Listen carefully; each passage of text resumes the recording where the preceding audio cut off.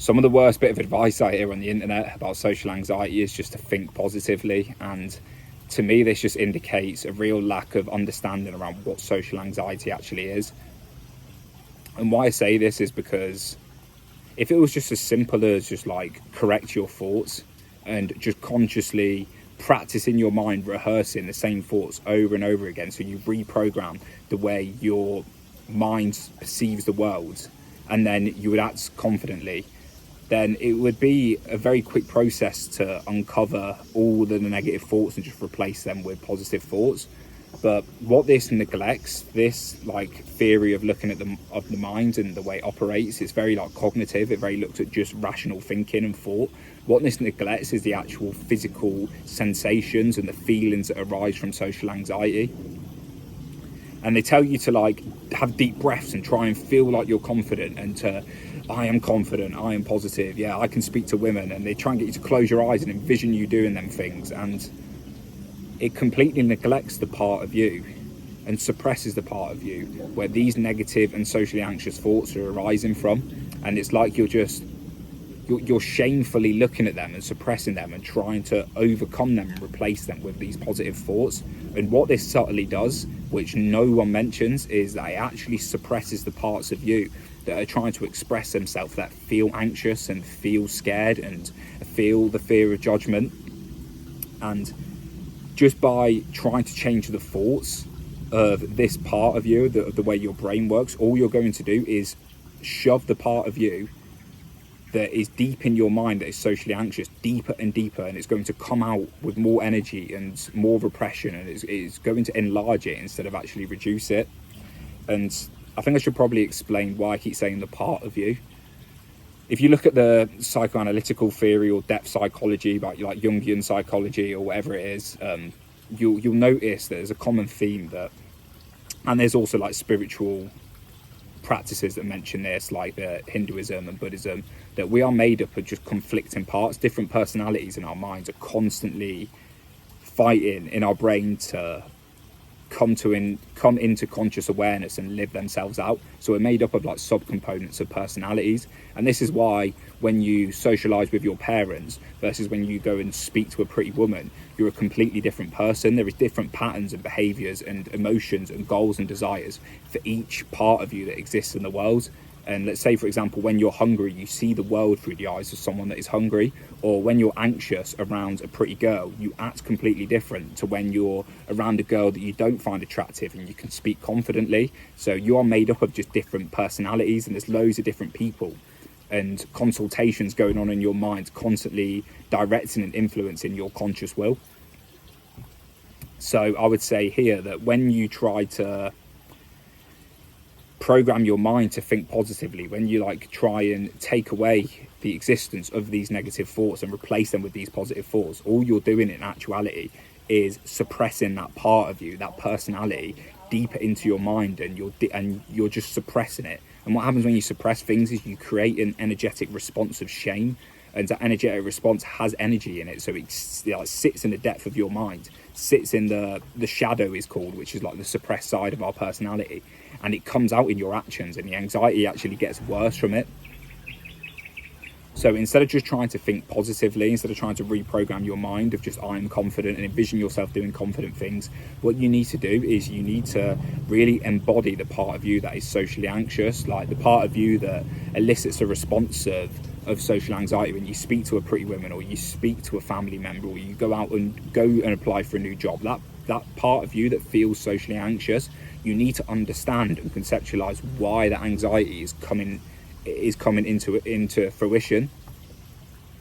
So it's only through the radical acceptance of like I am socially anxious, like I accept it, I'm no longer shameful around it, like I'm this is part of me and I embody it and it's part of my character. Only through that level of acceptance and understanding will you find that your social anxiety will start to diminish, and you will actually start to integrate a healthy, more confident state of mind.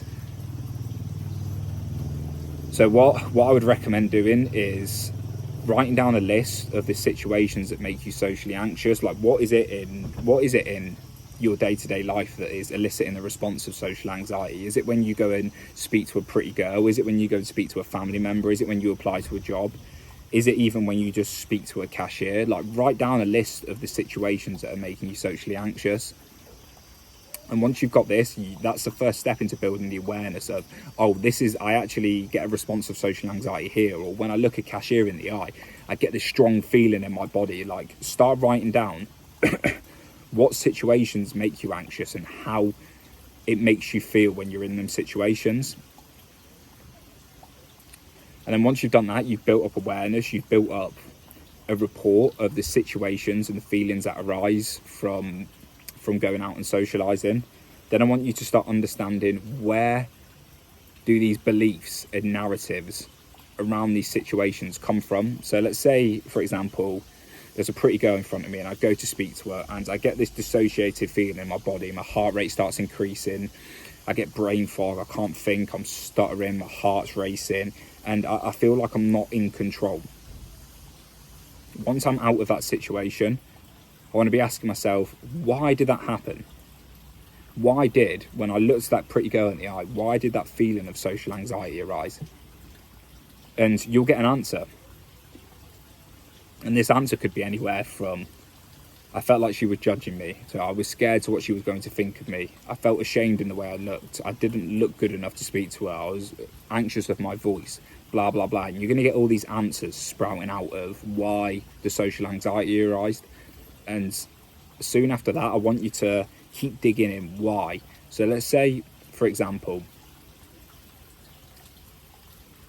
I was scared of the way I looked. I didn't think I looked good enough. My hair was like, I got these little curtains going on and she was judging me because of it. I didn't like the way my voice sounded. I thought my face looked a bit chubby. I thought she was going to think I was weird. Like, I would start asking myself, why do you think that? And why did that come up? Where does this come from? Where in your body do you feel this? And just be inquisitive around these emotions and these thoughts and the feelings in your body. And the more inquisitive, the more curious you can be with these thoughts and these feelings, and really come from a place of curiosity, not judgment, the more you're going to start unraveling the processes in your mind and the emotional trauma that's deep in your psyche. And it's going to start coming out into your awareness. And once you kind of put the key in and open the Pandora's box of emotions, they outpour into you. And instead of like sitting in your mind and your body like locked up tight, like spilling out anxiety here, spilling out anxiety there, once you understand it and you look at it with empathy and compassion and curiosity, it's like you open the box, open it up, and it all pours out and it all comes out of you, and the energy can leave you, and then you're left with a calmer, more confident state of mind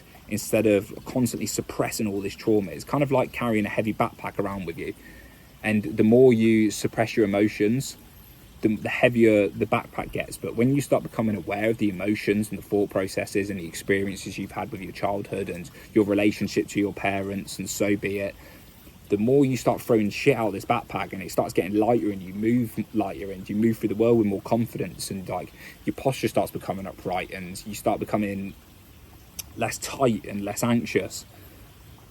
But it's a process of internal work. It's not just as simple as trying to reprogram your mind, because this is subtly just repressing the things that want to come out. So you need to start understanding why parts of you think and act and feel in certain ways.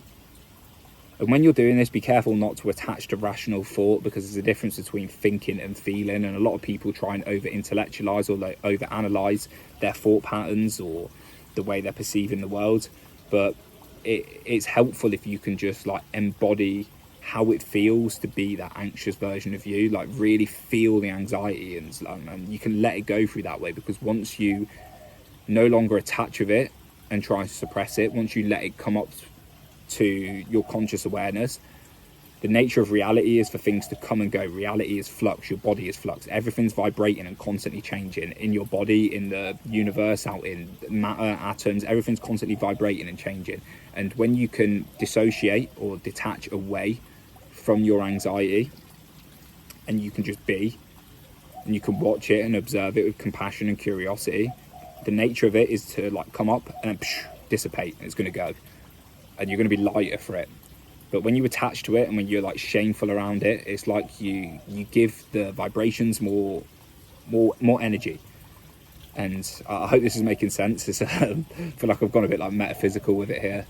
But yeah, I really want you to like sit with your social anxiety and embody it, and let it like be you, instead of like something that you're shameful of, or something that's like in the corner there that you need to overcome. Like, no, it's part of you. Integrate it into you and understand where it comes from, and you can integrate it into a healthy confidence.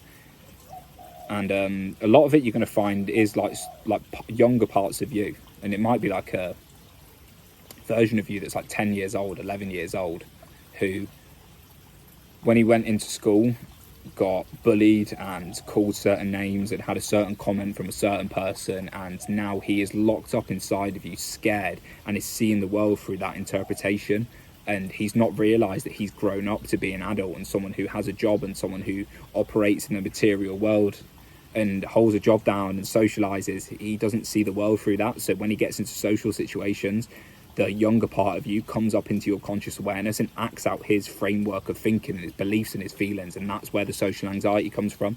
And a lot of inner child work releases that. It brings the past versions of you, it looks at them with compassion, and they can kind of grow into you then and realise that you're an adult now and you're not still a locked up child. It's deep work, it's hard work, it takes a lot of time. A lot of meditation, a lot of journaling, a lot of like exposure therapy, putting yourself out there and then understanding why these situations were happening.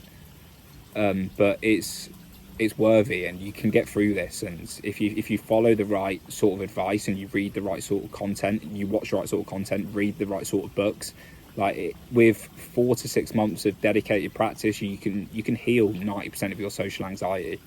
And it's really interesting now, like looking back at my social anxiety, it was like 2 years of my life that were extremely intolerable. I couldn't leave my room, like really, without having sensations of panic attacks. I couldn't look people in the eye. It made me like suicidal, really depressed. But when I look at it now,